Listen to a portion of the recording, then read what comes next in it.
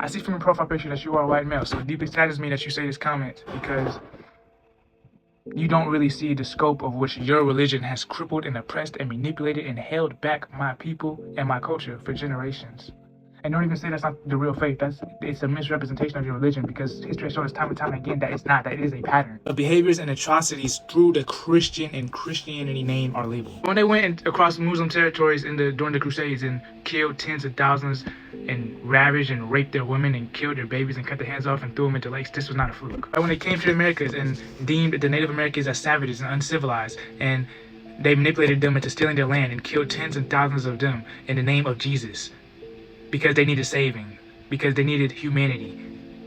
This was not a fluke. During the transatlantic slave trade, when they came over to my people's lands and destroyed and ravaged and pillaged and absolutely devastated every known way of life that we had and deemed our culture and traditions and native beliefs as demonic and inferior and evil.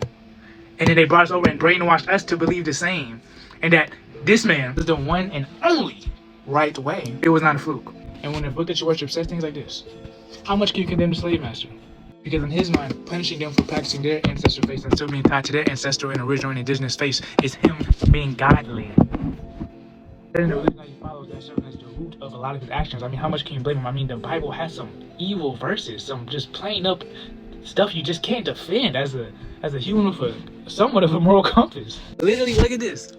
The first slave ship that reached America was named Jesus, dog. You know they shit they did during slavery in the name of Jesus? They whipped us, they burned us, they fed our babies to alligators. If we was too big and strong and threatening to the white man, you ever heard of buck breaking? They would take us and put us in front of the entire plantation and literally cut our dick off. Have you ever got your dick cut off? You know what that feels like? I bet you don't.